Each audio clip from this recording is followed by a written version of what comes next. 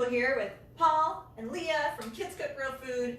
And our goal for the next couple weeks, while most people are stuck at home, is to get you in the kitchen with your kids, connecting as a family, building memories that we'll talk about forever, and cooking healthy food. So today we're making beans and rice. Again, I told you in part one that my team said, you should really teach people how to make beans and rice more exciting. So this is our favorite beans and rice dish. And not only is it exciting, trust me, that'll be in part 3, but it's really versatile. So there, we're gonna talk about a lot of different swaps you can make if you don't happen to have all these ingredients on hand. So part 1, we showed you how to cook dry beans in the Instant Pot. Those are done, and they're right here. They're gonna be the last thing to go in. If you have canned beans, that works too, because what do we have? 2 cans. So 2 cans of beans is a single recipe, we're doubling it. That's 4 cans for those of you doing the math. If you have canned beans, you drain them out, you rinse them in a colander before you add them because the liquid is not that great. If you don't have pintos, use black beans, use kidney beans. It doesn't really matter. They don't taste a little different, but beans are beans. Okay, so we're doing this the easy way. We're not using real onions, we're not sauteing. So our original recipe calls for some sauteing, but we're just gonna throw everything in Instant Pot, turn it on, and go finish watching our movie. All right, what's first, Paul? Yeah, so this is canned and previously chopped up minced garlic. And normally we use fresh garlic, but since we're in a hurry, it's way easier to use canned garlic. So this is 3 cloves. For doubling, we use 6. But in the original recipe, it's 3 cloves.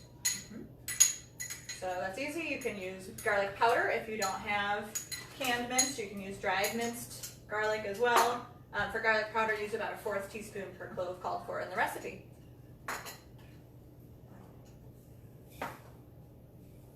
So this is the onion. The recipe calls for 2 onions, but we only have like 8 left. So I'm choosing to keep the onions for when we might want to like saute them or something. You notice that Paul just measured into the lid because it's about a 1/4 cup minced onion, dry minced onion per big onion.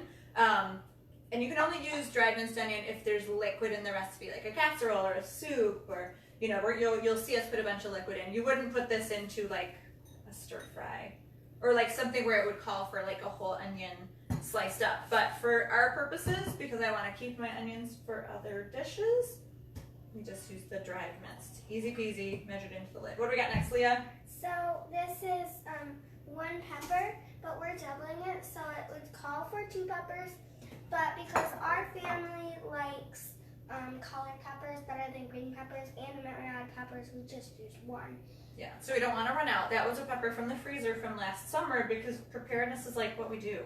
We always have food. I told the kids, we always have food. Like, it might not be our favorite food. It'll be for a while, but like we always have food. So we have a big gallon bag of diced peppers in the freezer already. If you don't have the pepper, we've done it without the pepper completely, right? Yeah. No big deal. No big loss.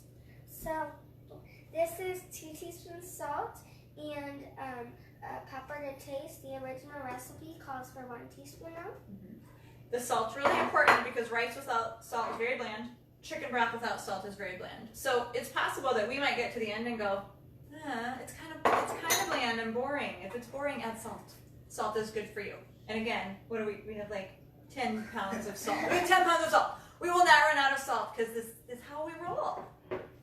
Okay, this says 4 cups brown rice. The recipe once again calls for 2, but when we're doubling it, we're using 4. And you can use white rice if you want. We just have brown rice available.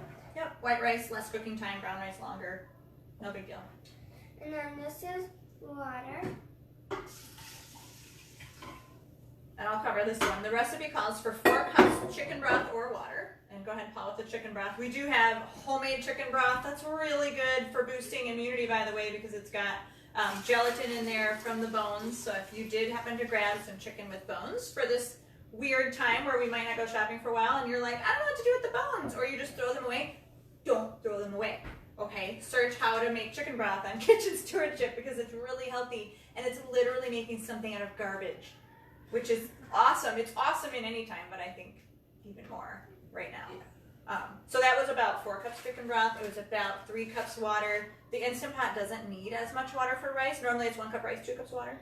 Instant Pot just doesn't need quite as much because everything's sealed in there and nothing evaporates. So we decreased it a little bit. thing for flavor is a bay leaf.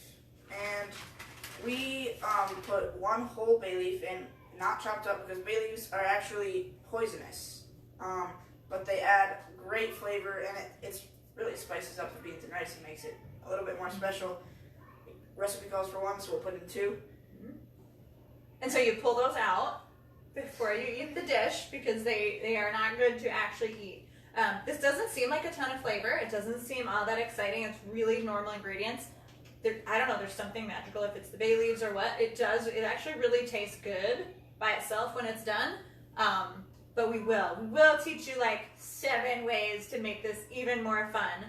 Let's get these beans in there. Again, that would be 4 cans of beans, or we start out with 4 cups dry pintos, and they just all get dumped in there. We don't need to stir. Everything will get stirred up by like the bubbling action of the Instant Pot. Let's lock in that lid. And again, white rice, you could just hit like the rice button, which is 12 minutes on low. Brown rice, we hit generally the porridge button. Can you find that, Leah? I think it's the right side. Second one down, maybe? It's going to be 20 minutes on high pressure, and you can either like open that pressure up quickly, or you can just let it release naturally. Stir that all up, and it's dinner. It's easy. It's awesome. So that's Kids Cook Real Food version of Pinto Gallo. What we have here is like literally from our kids binder, because it's something they like to make often, and you can see why. It was pretty easy. And we will be back in about an hour probably to show you what it looks like coming out and show you our fancy, exciting toppings. Okay, good. All right, Mrs. Kimball, Leah, Paul from Kids Cook Real Food. Come on back every day for some more ideas in the kitchen.